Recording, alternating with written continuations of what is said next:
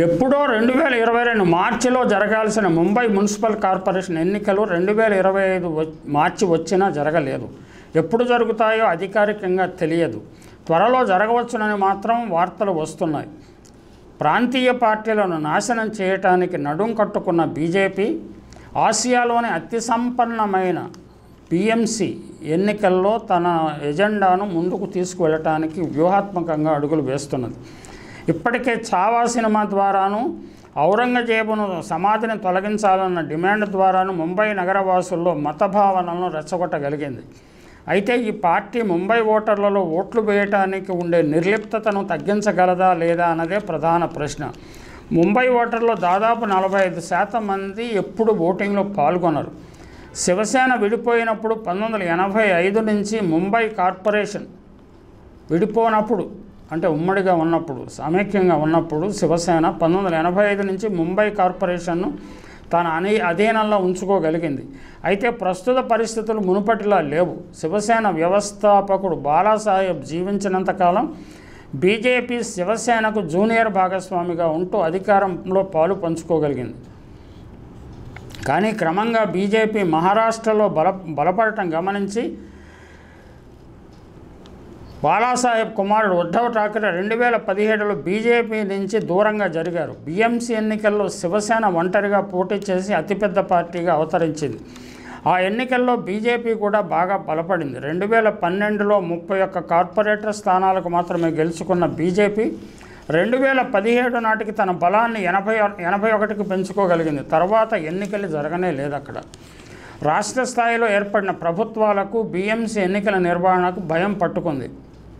క్రమంగా ప్రాంతీయ స్థాయిలో హిందూ భావజాలం వ్యక్తం చేసే శివసేన జాతీయ స్థాయిలో హిందూ భావజాలం విశ్వసించే బీజేపీ పైచేయి సాధించింది. ఉద్ధవ్ ఠాక్రే నాయకత్వంలో ఏర్పడిన మహారాష్ట్ర వికాస్ ఆఘాడీ కూటమి స్థానంలో ఏక్నాథ్ షిండే నాయకత్వంలో ప్రభుత్వాన్ని ఏర్పాటు చేయడంలో బీజేపీ విజయం సాధించింది. అందుకోసం శివసేన, ఎన్సీపీ, కాంగ్రెస్ పార్టీలను కూడా చీల్చగలిగింది. ఇటీవలి అసెంబ్లీ ఎన్నికల్లో బీజేపీ అతిపెద్ద పార్టీగా అవతరించి దేవేంద్ర ఫడ్నవీస్ను ముఖ్యమంత్రిని చేసుకోగలిగింది. అదే మ్యాజిక్ను బీజేపీ ఫడ్నవీస్ బీఎంసీ ఎన్నికల్లో చేయగలరో లేదో చూడాలి. మున్సిపల్ కార్పొరేషన్ ఎన్నికలు జరిగితే ముంబై ప్రజలు ఏమనుకుంటున్నారో స్పష్టమవుతుంది. వారు శివసేనకు ఏకైక నాయకుడిగా ఉద్ధవ్ ఠాక్రేకు పట్టం కడతారా? ఏక్నాథ్ షిండేను కాలగతిలో కలిపేస్తారా? బీజేపీకి పూర్తి స్థాయిలో పట్టం కట్టి కుటుంబ పాలన విమర్శలు ఎదుర్కొంటున్న రెండు శివసేనలను మట్టి కరిపిస్తారా? రోజురోజుకి బలహీనపడుతున్న ఎన్సీపీ, కాంగ్రెస్ పరిస్థితి ఏమిటి? ఉద్ధవ్ ఠాక్రే పార్టీ నుంచి చాలామంది చోటామోటా నాయకులు అధికారంలో ఉన్న బీజేపీ వైపు చూస్తున్నారు. కొందరు షిండే శివసేనలో చేరుతున్నారు.